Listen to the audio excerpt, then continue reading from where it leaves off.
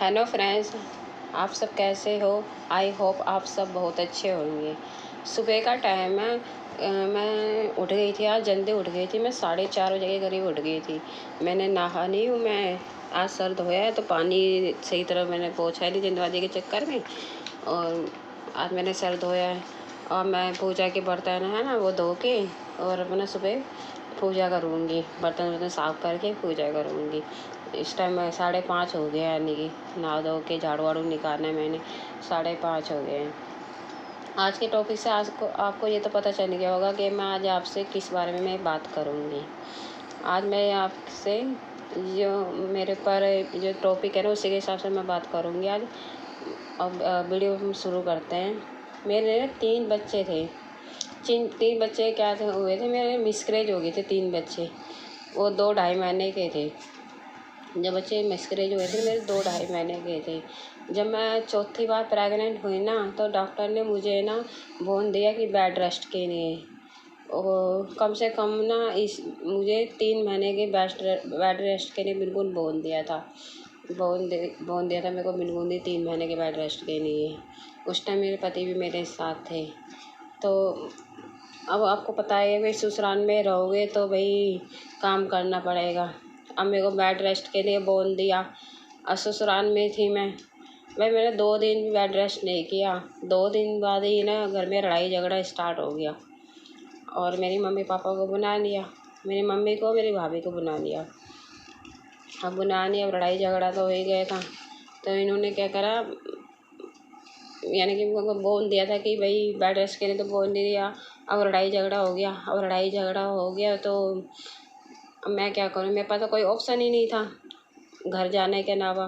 क्योंकि ससुराल में रहती ना तो तब भी मेरे को परेशानी थी, क्योंकि बेड रेस्ट करने नहीं देते। बेड रेस्ट नहीं करने देते और लड़ाई झगड़ा करते तो मैं टेंशन में भी रहती। और बेड रेस्ट नहीं करती तो फिर दोबारा से मेरा मिसकैरेज हो जाता। मेरे 3 बच्चे तो ऑलरेडी मिसकैरेज हो चुके थे।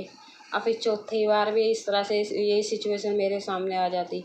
तो मैंने को जो सही लगा ना उस टाइम फिर मैंने वही किया, क्योंकि मेरी सिचुएशन ही ऐसी थी कि मैं कुछ कर भी नहीं सकती थी काम। तो फिर मैंने कुछ नहीं, मेरे मम्मी के साथ मेरे भाभी के साथ मैं घर चले गई अपने। उधर मैंने 9 महीने बिताए। फिर 9 महीने के बाद में 9 महीने बिताए उधर ही मैंने 9 महीने का बेड रेस्ट किया। डॉक्टर ने हालांकि 3 महीने का बोला था, लेकिन मैंने 9 महीने का किया था। 9 महीने का बेड रेस्ट किया था। फिर यदि इस तरह की सिचुएशन आपके सामने आ जाए बाई चांस, जैसे कि जिस तरह की सिचुएशन मेरे सामने आई, लेकिन मेरी सिचुएशन तो कुछ दूसरी थी, क्योंकि मैं कुछ चाहते हुए भी ना नहीं कर सकती थी। ससुराल में रह ससुराल में तो मैं रह ही नहीं सकती थी, क्योंकि मेरी सिचुएशन ही ऐसी थी। क्योंकि मैं टेंशन लेती तो तब भी मेरे को परेशानी थी, काम करती तो तब भी मेरे को परेशानी थी, सीढ़ियाँ चलती तो तब भी मेरे को परेशानी थी। मेरे लिए बहुत रिस्की था वो टाइम। यानी कि मैं चौथी बार भी इन्हें ये रिस्क नहीं लेना चाहती थी। मैं चाहती थी कि अब की बार तो मेरे को बेड रेस्ट करना ही है और 3 महीने मेरे को निकालने ही है। इसलिए मैं अपने घर चली गई थी। अगर इस तरह की सिचुएशन आपके सामने भी आ जाए तो आप आसानी से इस सिचुएशन को आप हैंडल कर सकते हो। यानी कि आप आसानी से इस सिचुएशन को हैंडल करो, किसी को पता भी नहीं चलेगा। अपना आराम से करो। यदि आपकी जॉइंट फैमिली हो ना तो आपकी फैमिली यदि आपको इस सिचुएशन में सपोर्ट करती है तो बहुत ही अच्छा है। फिर तो आप अपना पूरे 9 महीने ना अपने ससुराल में ही रहो। वह यह है कि वह छोटा मोटा काम करते रहो, जैसे कि कपड़े की तय लगाना हुआ और सब्ज़ी काट के देना हुआ, सब्ज़ी बना दी खड़े खड़े अपने रोटियां सेक दी। यानी कि थोड़ा बहुत काम कर लो जो हो सके, झुकने का काम मत करो। थोड़ा बहुत आप काम कर लो, हल्के फुल्के से काम कर लो।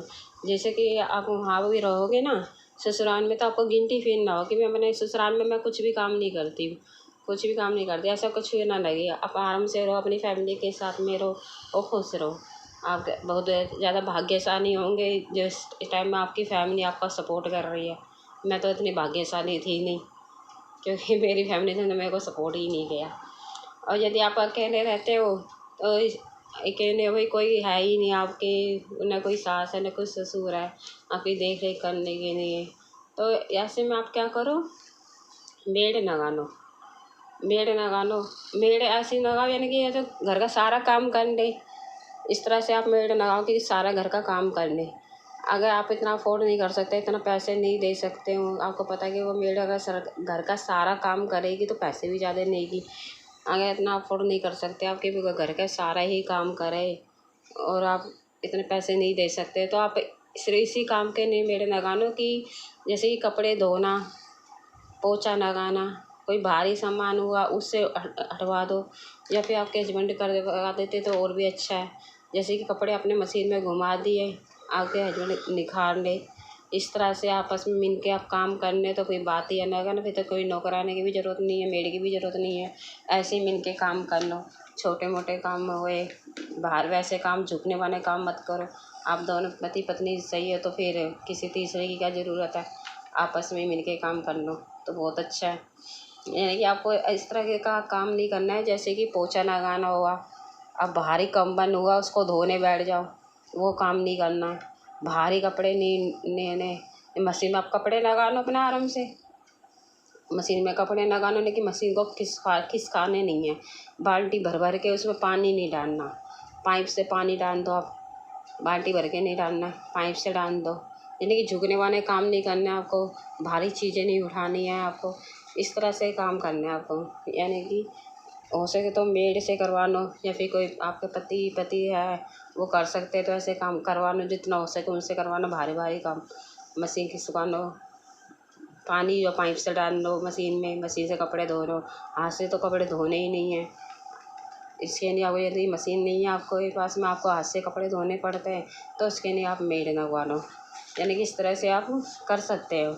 यदि आपके साथ कुछ ऐसा हो कि ससुराल वाले मेड भी नहीं लगाते हैं, लगाने नहीं देते हैं और रेस्ट भी नहीं करने देते हैं और सारे काम करवाते हैं, भारी भारी सारे काम करवाते हैं, तो उसमें भी आपने ये मत देखो कि भाई इनसे लड़ाई करनी वो करो। आप हाव भाव ना बनोगे, आप तो 3-4 दिन ही रेस्ट करोगे ना तो उनका मुंह बनने लग जाएगा वैसे ही, और वो ऐसी सिचुएशन करेंगे कि भाई लड़ाई करते हैं, इससे लड़ाई वो करने लग जाएंगे तुमसे।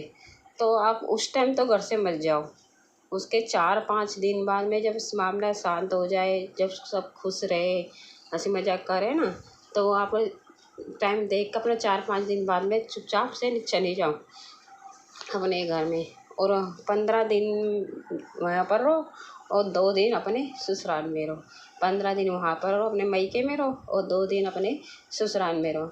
इस तरह से ना आपके ना वो 3 महीने ना आसानी से ही निकल जाएंगे, क्योंकि 15 दिन वहाँ रहोगे, 2 दिन इस तरह से ससुराल में रहोगे, 15 दिन वहाँ रहोगे, 2 दिन अपने ससुराल में रहोगे, तब इस तरह से अपने आपका आसानी से 3 महीने निकल जाएंगे, पता ही नहीं चलेगा कब निकल गए। 3 महीने आसानी से निकल जाएंगे। और ऐसा नहीं है कि ये 15 दिन तुम मायके में रह रहे हो तो अपने पति से तुम बात ही ना करो। फ़ोन पे अपने पति से भी बात करो, रोज़ ही करो, अच्छी अच्छी बातें करो। आधे घंटे तो पति से बात करना, आधे घंटा तो कम से कम रोज़ बात करो, रोमांटिक बातें करो, अपने पति से भी बातें करो, अपने सास ससुर से भी बातें कर लो, सास से बात कर लो, घर में कोई है ननद वनद है उससे भी बात कर लो। यानी कि इस तरह से आप बातें भी करते रहो कि बिल्कुल भी ना कटे कि भाई 15 दिन तक अपने मायके में आपको ऐसे बना, हमको याद आ रही है आपकी वो ढींगा फलाना। इस तरह से आप बातें करते रहो, अपने पति से भी करो, सबों से करो। इस तरह से आप यानी कि अपने वो दिन भी आपके निकल जाएंगे। इस तरह से आप करो काम, ताकि आपके वो दिन, मुश्किल दिन भी ना अपनी आसानी से ही निकल जाएंगे। अपने आप को वो एक अन्ना महसूस मत कर नहीं हो एक अन्ना महसूस मत करो, और अच्छी तरह खुश रहो उस टाइम।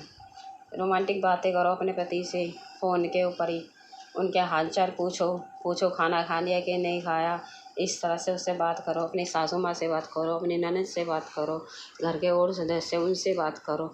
यानी कि आधा घंटा तो समझ लो, एक दिन छोड़ के एक दिन तो तुम्हें बात करनी है। और पति से तो डेली कर लो, पति से तो आपको डेली बात करनी है, ठीक है। इस तरह से आप, और यदि अपने मायके से, अपने ससुराल से आप मायके में जा रहे हो ना, तो थोड़े बहुत पैसे भी लेके जाओ, जिससे कि थोड़ी बहुत कोई शॉपिंग वॉपिंग हुई वो कर ली आपने वहीं, और थोड़ा बहुत खर्चा पानी भी चाहिए होता है, प्रेग्नेंट होती है तो भाई खाना पीना भी चाहिए होता है, थोड़े बहुत पैसे भी लेके जाओ। यही अपने आराम आराम से प्यार प्यार से लेके चले जाओ, अपने घर में चले जाओ, अपना 15 दिन वहाँ पर काटो, 2 दिन यहाँ पर काटो। इस तरह से आपका टाइम निकल जाएगा, पता ही नहीं चलेगा। यही आपको मेरे साथ में अपनी कोई भी बात शेयर करनी हो और आपको कोई भी बात शेयर करनी है या फिर किसी भी चीज़ के लिए आपको मुझसे बातें करनी हो कुछ भी, तो आप मेरे इसके ऊपर मेरे चैनल के ऊपर आप कमेंट कर सकते हो। यदि मैं आपको आपके किसी भी प्रकार से मैं हेल्प करूँगी तो मेरे को भी अच्छा लगेगा। आप कमेंट करिए मेरे चैनल के ऊपर, यानी कि मेरी वीडियो में आप कमेंट करना। आपको किसी भी चीज़ की हेल्प की ज़रूरत हो या किसी भी चीज़ की ज़रूरत है, हेल्प की ज़रूरत हो तो मैं आपकी मदद करूँगी और आपको मेरी वीडियो में उसका रिप्लाई भी करूँगी। कोई भी बातें हो, कुछ भी शेयर करनी हो, कुछ भी हो तो आप कमेंट कर सकते हो मुझे। मैं आपको की हेल्प करूँगी मेरी वीडियो के माध्यम से, आपको उसका रिप्लाई भी दूँगी। बाय बाय मेरी small YouTube family, bye bye. आप सब बहुत खुश रहो, भगवान आपके ऊपर अपना आशीर्वाद बनाए रखें।